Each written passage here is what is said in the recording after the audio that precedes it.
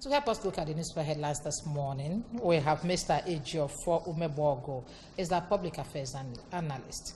Ejiofor, you're welcome. Good morning, great people of Anambra State. Welcome to Press Review. Welcome.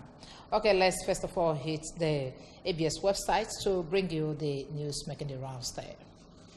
And on ABS website, we have 2019. INEC sees collaboration with religious leaders on voter education. Federal government to present national minimum wage to NEC today. I attracted over 720 million projects to Anambra Central. Sinetume. Anambra residents taxed on proper disposal of waste as traders honor Aswama Boss with award. 2019, Obiano urges ABGA members to intensify grassroots campaign. Those are the stories that we have on ABS website this morning. Okay, let's roll now. Mr. Mebogo, let's start with the INEC seeking collaboration with religious leaders of voter education. That's quite interesting. It is a good tiding. INEC should collaborate with religious leaders and religious organizations to really get our people educated on the processes or procedure for this 2019 election. Most importantly, in the area of PVC distribution, that is the area that is very important now, because the one the cars distributed in the churches. Yes, the distribution process. In the distribution process, the churches and church leaders ought to be involved, because my close observation the other time, these distributions are done at the local government secretariat, although this week INEC has promised to take it further down to the wards and polling units. Yeah. So it behoves on our church leaders to really sensitize our people, especially as we approach the weekend, the Sunday, to use this Sunday to sensitize our people very well, urge their members, their congregation, to go all out and collect these PVCs. Oh. It is their job to do that. And the collaboration is quite normal. Okay. Let's look at the federal government to present national minimum wage to NEC today. Is it going to be a political... that's a good one. The issue of the national minimum wage has been overflowed. By my own assessment, it has been overflowed. There is a procedure quite all right for getting this minimum wage, and all the procedures ought to be followed, no doubt about that. But whatever the federal government is doing as regarding this minimum wage should be done, and done very fastly. You believe there are delays in the process? Delay is in this process, so let the federal government fast track this process immediately. Let the federal government fast track this process. It's very important. All right. Obiano urges ABGA members to intensify grassroots campaign. Yes. The ruling party in Anambra State has kicked off the campaign just like every other political party, doing business in the state. So all the political parties, ABGA inclusive, ought to now hit the ground running. Let us hear the issues. Let us see the campaign based on issues. But so far, do you think political parties in Anambra State are facing issues in this campaign? I know we've run into how many weeks? We just have 30 days, 29 days to the February 16 elections. Do you think that the political parties that are asking for our votes in Anambra this period are facing issues this period? Sincerely, I must say, very frankly, that the political parties in Anambra State are yet to see or hear them campaign on the real issues at stake. I wonder whether that is political strategy or tactics to tarry a while and see or hear what the other party is doing so that you can come in. Maybe that is what they, to save their money. So I wonder what prompts that, but they have not really been on ground. I see. All right. Let's look at the papers now. On the front page of the Daily Sun, we have federal government moves to freeze CJN's bank accounts. Writes NFIU on domiciliary local accounts. We are not aware, says Onoren. AGF keeps mum. How Buhari knew about Onoren's case, Osibanjo. CCT serves notice. Saraki warns against do-or-die elections. Farmers, herders, clashes, federal government, states plan cattle routes, ranches. IGP talks tough on elections. PSC warns against illegal transfer of CPs. Nigerian envoy dies in Cote d'Ivoire. Gun attack on Carlo averted. Those are the major stories that we have on the front page of the Daily Sun this morning. And in front of the banner story there is federal government moving to freeze the Chief Justice of Nigeria's bank accounts. You see, the issue of the ongoing trial of the Chief Justice of Nigeria is one issue that will certainly get the polity heated up at this point in time. There have been a lot of clamor, for against, the government move to prosecute the chief judge on some allegations, which opponents have said the allegations are so trivial. But the government is insisting that they know what they are doing, especially now that it is coming from the Attorney General, who has ordered for the seizure of the bank account. You see, the federal government, led by Muhammad Buhari, said they are not aware. They weren't aware of the prosecution. But who is prosecuting? The Attorney General wrote a formal letter asking that the Chief Judge's domiciliary account be frozen.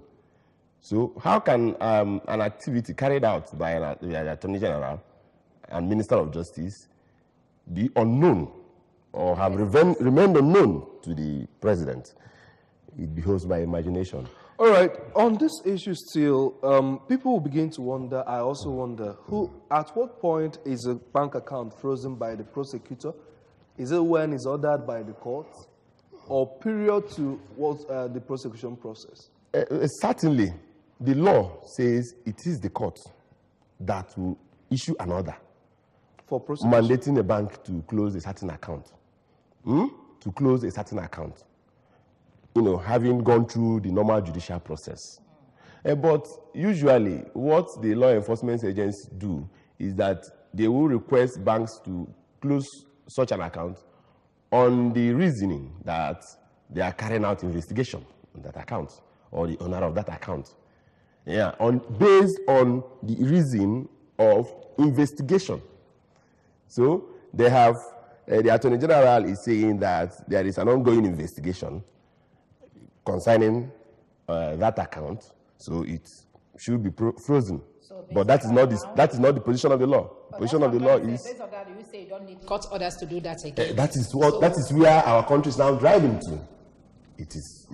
So automatically, that process is illegal. It is. Not you ought to have concluded. The government ought to have concluded their investigations before bringing charges against the CJN. So that means you are preferring charges against a person the prosecution before investigation. Investigation in Senate crimes, investigations ought to have been concluded, and a report of investigation now will form what will be the basis of the court prosecution. In our own country, the reverse is the case. Too bad. You start prosecution and then come back with the investigation. Okay, in the process, you model up the entire process. Let's move on. IGP talks tough on elections. That's the new IGP. PS warns against illegal transfer of CPs. And he just got sworn in, and he's talking about the election. Perhaps everybody know that he came in to pilot this election. Yes. So what do you have to say about it? Definitely, when a new helmsman comes into power, he will have to select the people to work with. So the new IG, he has the discretion to select the CPs that will work with him. That's not a problem. The problem is when that discretion is exercised, based on nepotism. When you are nepotistic on the discharge of that discretion, that is the problem. Just like the hue and cry about the appointment of the IG, the new IG Adamu. The entire hue and cry was, yes, the president has the discretion to appoint, anybody he chooses, from that top echelon of the police hierarchy. He has the powers and the discretion to do that. But why must you displace 7 seniors to appoint the 8th person in rank? 5 DIGs and 2 AIGs. But we know that could be done in police and military and paramilitary organizations. I said it could be done. Yes, that is an exercise of discretion. But it speaks volume of the integrity of the appointing officer. It speaks volume of the integrity of that person exercising that discretion. Judging from what is already on ground about the service sheets coming from the same region. Okay, let's move ahead with the next paper. All right, we have Punch newspaper now. On the front page of the Punch. Okay, maybe before we get to that now, let's take a short break. We'll be coming back shortly.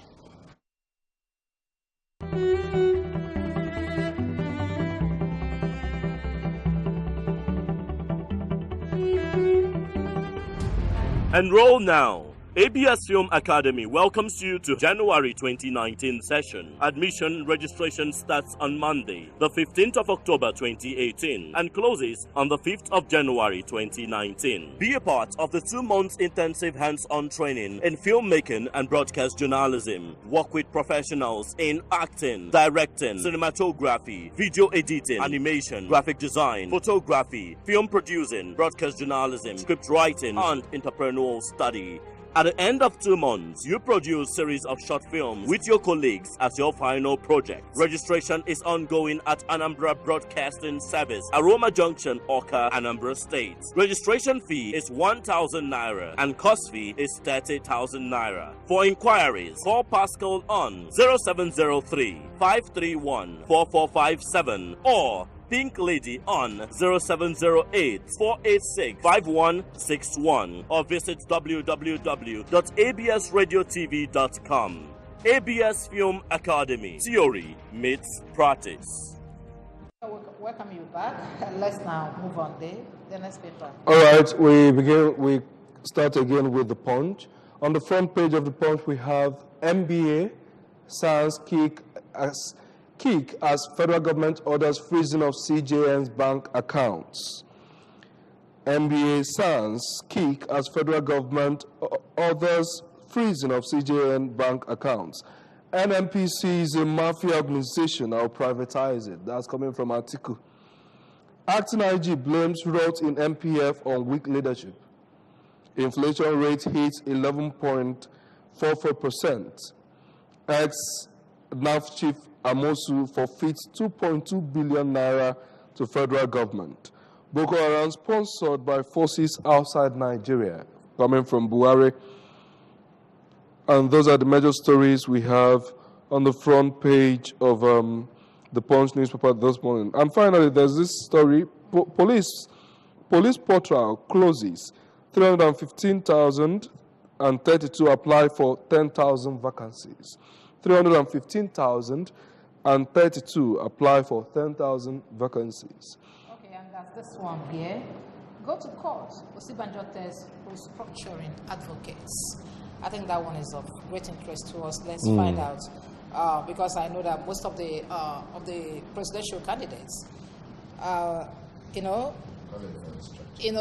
using privatization. I mean, not restructuring as part of their campaign strategies. And then Osibanjo is asking them, that's the VP, asking them to go to court if you want to go ahead with that. Okay, let's look at the banner headlines first. Of course, we have seen that one. Let's look at that. Osibanjo's statements. Me, personally speaking, I would say that statement is indicative of, is an indication of dictatorship, of authoritarianism, where the few in government will have their way, whatever might be the opinion of the masses, and now tell whoever that is not, that doesn't like their policy to go to court. You know, with the way of how you can go to court. That statement is uncalled for. It's uncalled for. It's not a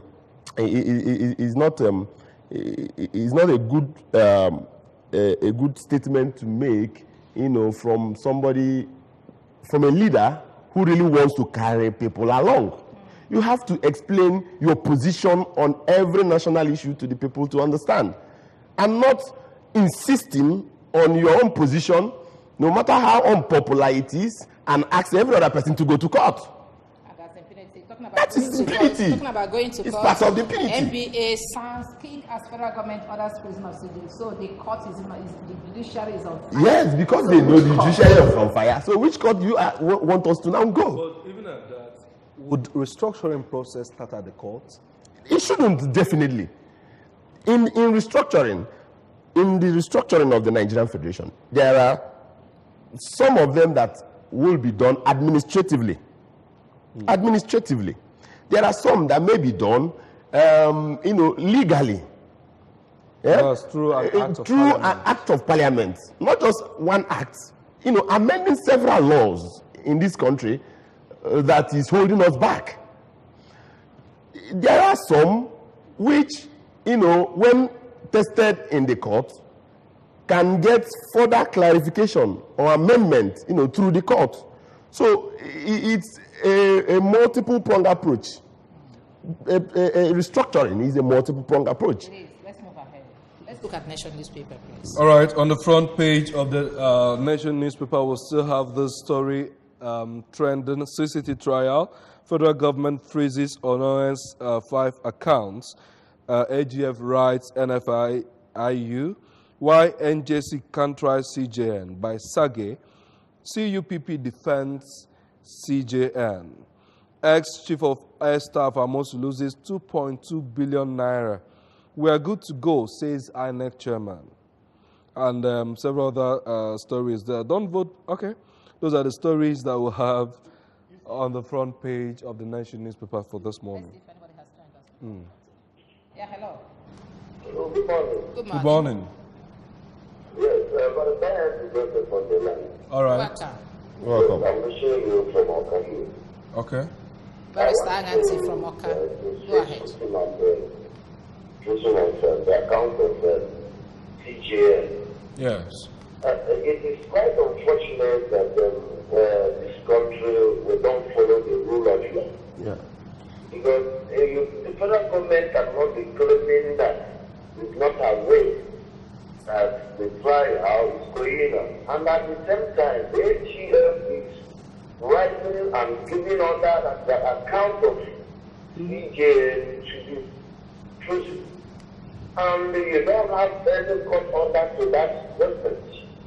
It's quite unfortunate because the point we are raising is that if he has committed the problem, follow the new problem, which means the vice president is about to say yesterday that the federal government is not aware, the president was not aware that he should try and follow the due process. So why coming up now to freeze his account? All right, but at the same time, I am saying that this is very good because Basuki has been in custody and the UHL says that there's a reason to keep him in this. And the judiciary, agency, NBA, they did not do anything to that extent. So this one is coming up now. They are reacting. So I know what is happening now so that the judiciary and that independent body should rise up. Okay. Thank you very much. Thank you. Thank you, Barrister Aganti. You see, when you juxtapose before it you come in, with- please, let's quickly look at the Guardian newspaper and then conclude because we don't have much time. all right, on the front page of the Guardian, federal government freezes bank accounts of CJN.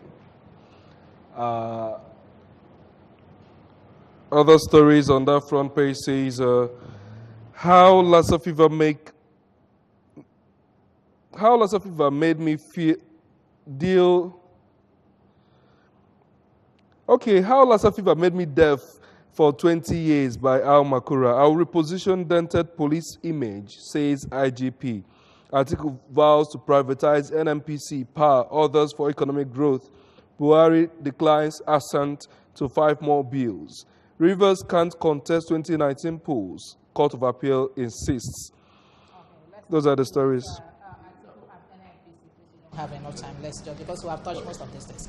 NNPC and Article privatizing. Yes, we all know the antecedents of Alhaji Atiku Abubakar when he was the vice president.